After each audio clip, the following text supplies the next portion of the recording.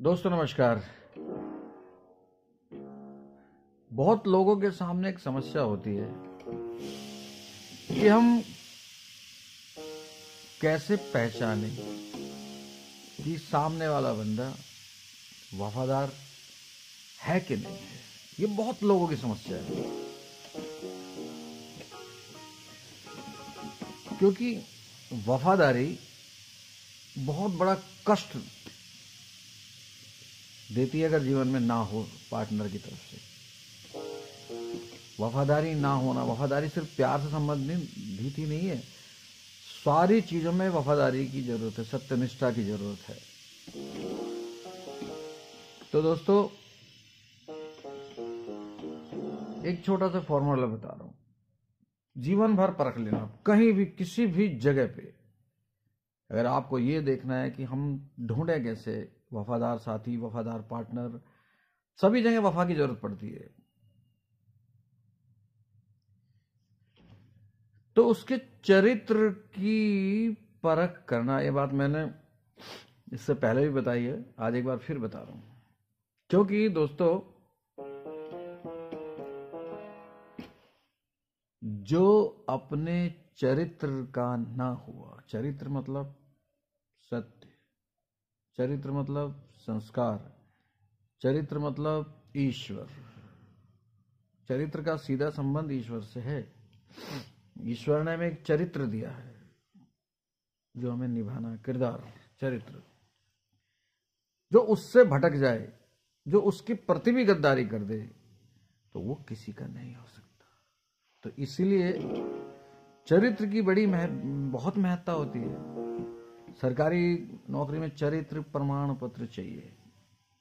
जब उस तक बात आती है ना, सारी चीजें, कुछ भी पढ़े लिखे हो आप, कितने भी गोल्ड मेडलिस्ट कुछ भी हो, अगर आपका चरित्र सत्यापित सही नहीं है तो आपको नौकरी ये पद नहीं मिलेगा। सारी शिक्षा दीक्षा बेकार है।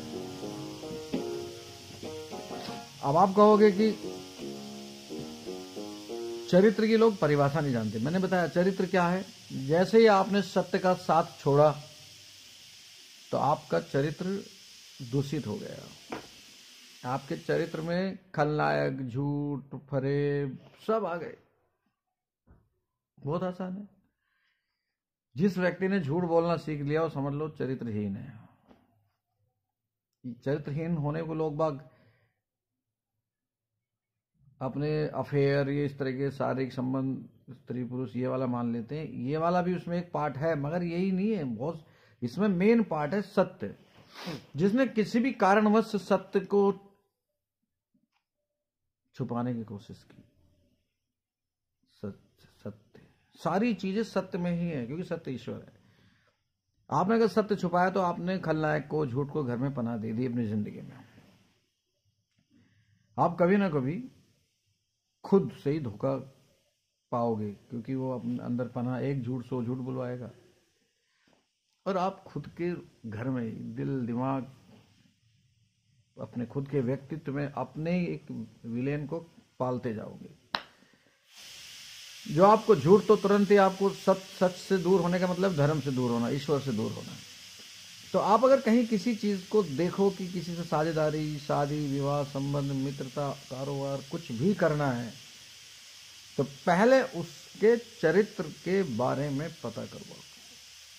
क्योंकि चरित्रहीन व्यक्ति जो हो जाता है, उसके साथी चरित्रहीन ही होंगे, क्योंकि वो सद चरित्र को तो रखेंगे नहीं अपने पास।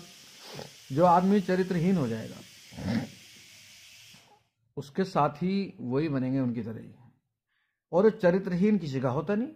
कहते ना धोखा देते हैं लोग बाग। क्यों देंगे धोखा? इसलिए देंगे क्योंकि वो चरित्रहीन है, चरित्र है ही नहीं उनके पास।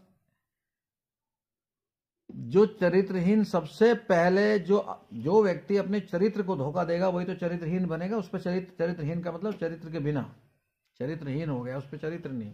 वस्त्रहीन, वस्त्र के बिना। चरित्रहीन का मतलब चरित्र नहीं है उसके पास, कोई चरित्र नहीं। और जिसका कोई चरित्र नहीं, हमारे तो नौकरी भी नहीं देते, प्राइवेट सरकारी तो देते ही नहीं। चरित्र ठीक लिखवाओ, ठीक करो पहले, तब जगह मिलेगी। चरित्र का कई परिभाषा, सच जो नहीं बोलता वो चरित्रहीन है। तो दोस्तों कल की भगवान हम सबको सतयुग में ले जाएंगे, तो सत्य बोलना ही तो सिखाएंगे।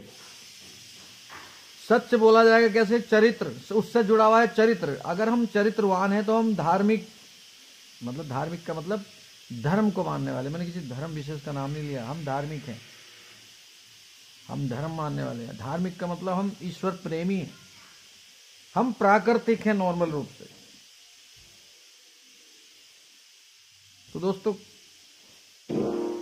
कल की भगवान भी यही कार्य करेंगे, वो बताएंगे चरित्र, पहले चरित्र लाओ, सत्यवादी बनो, ताकि मैं धर्म की रक्षा करके आपको धर्म दे सकूं, उस धर्म को पाल सको। तभी पालोगे जब आप सत्य वाले होगे, क्योंकि धर्म की पहली जो शर्त है, औपचारिकता, वो सत्य होने चाहिए। सत्य, जितने भी सत्यवादी रहेंगे वो सब धर्म को पालेंगे, उनके धर्म सामान्य रूप से पलेगा।